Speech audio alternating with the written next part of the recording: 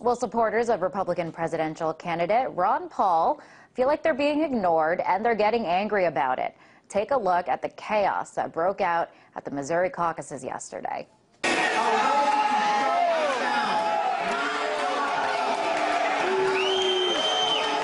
Well, here you see Paul supporters clashing with GOP officials. The organizers say Paul backers were being loud and obstructive, but Paul's crowd say they just want to be heard. And police there ended up arresting two of the Paul supporters. So are they in fact being disruptive, or is this what they need to do in order to get their voices heard? Well, to try to find out what's really going on, investigative journalist and publisher of the Brad blog, Brad Friedman, joins me now from our New York studio. He has been following these events very closely. Nice to see you, Brad. So things got good to see you. Things got pretty heated there in Missouri. Paul supporters, they feel like they're not getting a fair shot. Do you think that there's an effort to silence him, or silence them, rather? Well, the fact is they weren't getting a fair shot. This was not a matter of Ron Paul supporters making trouble. This was a matter of the party establishment there in St. Charles County, Missouri, actually trying to hijack this caucus, putting in place some rules that they're really not allowed to do according to the Republican Party rules. They started off this thing saying, well, we have to turn off all videos, all recording devices. Now, there was nothing in the rules about that whatsoever. And the Ron Paul folks know that as soon as you shut down transparency, democracy goes away. And they were not happy about it. They spoke up, as is their right in a caucus like this. They tried to follow the rules. In fact, from my reporting and from the folks that I've talked to, and certainly from the videos that you can see at bradblog.com, it wasn't the Ron Paul folks who were breaking the rules here. It was the GOP party establishment. And happily, the Ron Paul folks stood up for themselves. It was good to see. But then they get angry, and then it turns out that they get demonized for causing trouble. Well, they get demonized, yes, but again, that's not their fault. That might be the media's fault, the corporate media's fault for reporting it that way. But the nice thing is, we have the video. We can see exactly what happened. We can see the leader of the Ron Paul folks, Brent Stafford, being arrested by state police out in the parking lot after they had shut down this caucus without holding their votes, without doing anything. You can see when he was arrested. You can see that he was doing absolutely nothing when he was handcuffed and hauled away.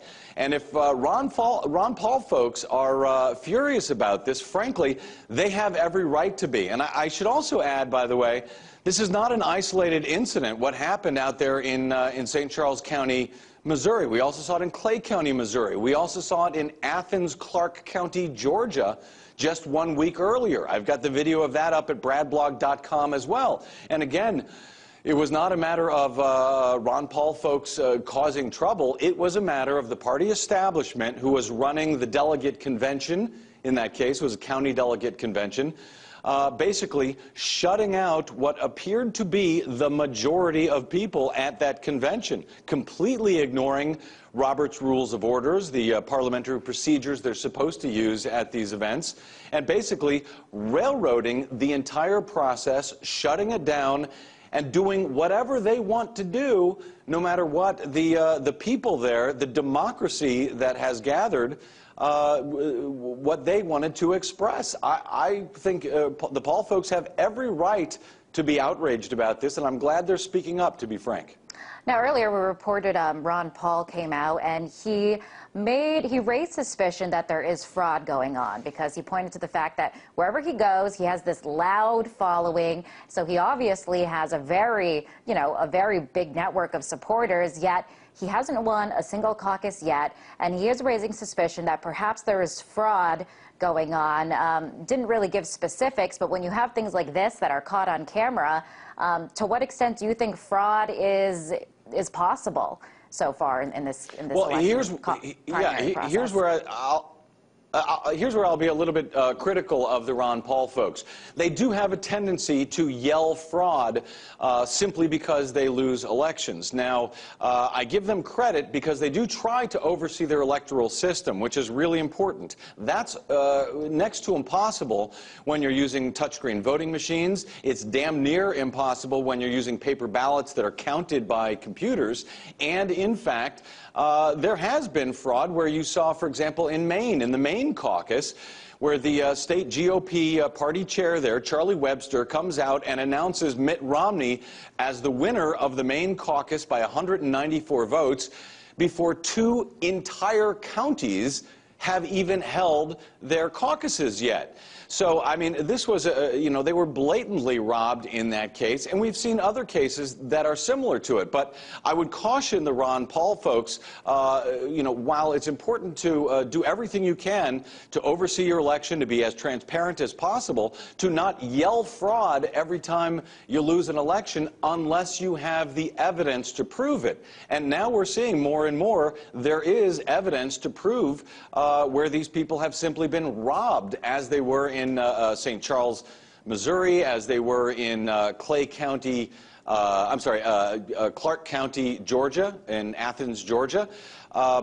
So, rather than turn the other way and say, oh, it's those crazy Ron Paul people, I think the media would do well to pay attention to what it is they're complaining about and what it is that they are trying to oversee with our own democracy here. So fraud, hard to prove, but it is obvious that there is some kind of an effort to alienate or to at least silence Paul supporters. Well, there's an effort to steal caucuses, out and out steal caucuses, steal delegates. It's on video. In this case, this isn't something we have to speculate about. Caucuses are a lot more transparent than primary elections, where they're counted by computers and the citizenry can't see if ballots are counted correctly at all. But here in caucuses, they're very transparent, and we can see what has happened. And, you can look. Again, I'll point you to bradblog.com. We've got a lot of video there, showing the Republican Party establishment blatantly stealing these caucuses, stealing these delegate conventions from Ron Paul supporters. I get the feeling between these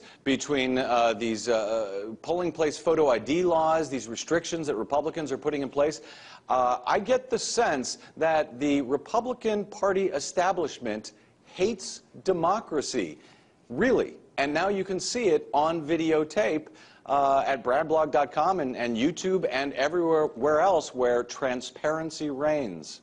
And Brad, you're saying stealing the caucuses, and you're saying that the establishment doesn't like democracy. I'm not sure about that, but this whole notion of stealing caucuses, doesn't this kind of contradict the whole point of a democratic election process where everyone's voice is supposed to be heard? That's the whole point of voting.